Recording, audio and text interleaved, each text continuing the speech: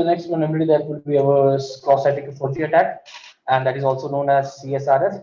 So we're gonna try to manipulate those data, and we're gonna find some vulnerabilities according to the website. So our major part would be to check all the things over there.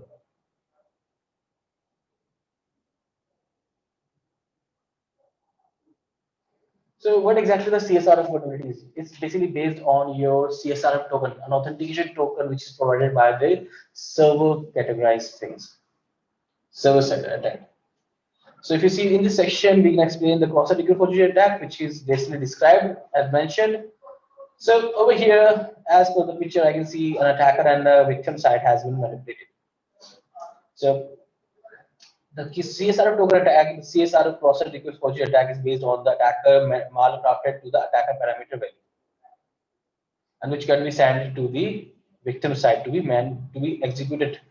Cross-site request forgery attack, and where an attacker simply manipulated a manipulated application and it's run on behalf on attack victim side.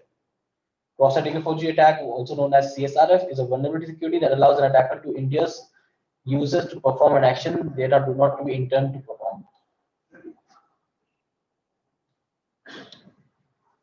Instead of attacker, in behalf of the attacker, the request has been originated or the submitted by the victim side over here. It's allowing an attacker to partly circumvent the same origin policy. Same origin policy means it basically runs on the same application environment variables. Most of the applications are based on SOP. Basically, it works on the same application. The attacker is also using the same application, and the victim is also using the same application. But he's on his own network, but he can simply send that specific link in a form of URL. So in this one, you can see they have how an attacker can be worked over here. You can see what will be the impact of CSRF attack. CSRF attack can be done in a various topic. In successful CSRF attack, an attacker causes the victim user to carry out an action initially. For example, this might be change the email address of their account, to change their password, or to make funds transfer. Depending upon the nature of the action, an attacker might be able to gain full control over the user account. And if the compromised user has a privileged role with the application, then the attacker might be able to take full control over there. Privileged role basically based on your vertical and horizontal. And how the CSRF attack works, that's the important part. So they have given the three conditions an attack can be completed. So over here you can see a relevant action, a cookie-based session handling, or a non-predictable request parameter. These three types of attacks can be considered as a CSRF attack. A relevant action or modified permission. There is an action within the application that the attacker has a reason to induce. This might be a privilege action, such as modifying the permission of the other users, or action of user specified data, such as they're changing their own passwords. This basically vulnerability depends on the CSRF token, which is validated from the server side to be manipulated. So here some of the applications are based on permission based, some are based on your cookie parameters, which basically holds a session token. Cookie based session handling. Performing this action involves issuing one or more HTTP requests, and the other application relies on slowly on session cookies to identify the user who has made the request on behalf. There is no other mechanism in place for tracking session or validating user request. It is basically based on the cookie parameter of the session handling. Third one is non-predictable request parameter. A request parameter can be maintained. The requests that perform the action do not contain any parameter. Those values the attacker cannot determine or guess. For example, when causing a user to change their password, the function is not vulnerable if the attacker needs to know the value of existing password. So three types of attacks can be possible over there one by one. For example, a relevant actions, a cookie-based session handling, or the non-predictable request parameters. There are many further things that happen over there. For example, you can see how a request looks like. See, for example, suppose an application contains a function that lets the user to change the email address on their account. When a user performs this action, they make an HTTP request or the following. They have given an exception that can be used over there. For example, you can see post request. They are the data which is transferring from post method. The post method, which is basically used to transfer in the forum or a text field. You can see email change. This could be the post. The vulnerable host, the content type, the application framework, the length, the content length, the file trace, and the cookie parameter. The cookie parameter is basically use the session token. And that session token is basically based on your parameter values. See this one, email. They have given the email value, which is also running in the backend. This meets the condition required for CSRF.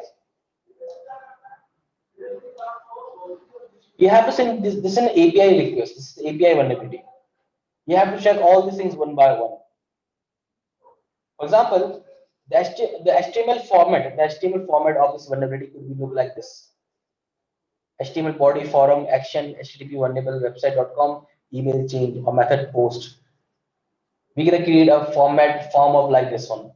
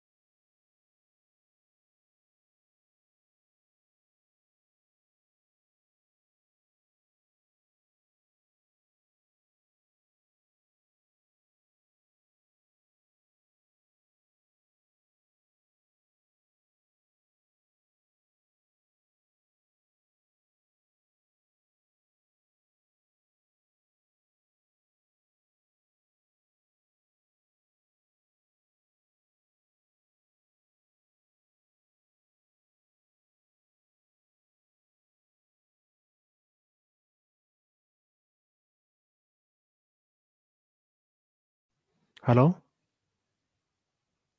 Hello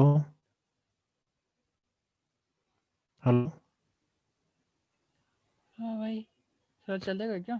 क्या हुआ पता नहीं, recording तो चल रही है और बंद कर दो फिर।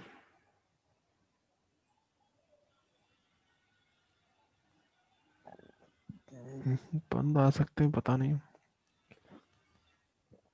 रिकॉर्डिंग तो बंद कर देना भाई, फिर फालतू में रिकॉर्ड होता रहेगा, स्पेस बढ़ जाएगी।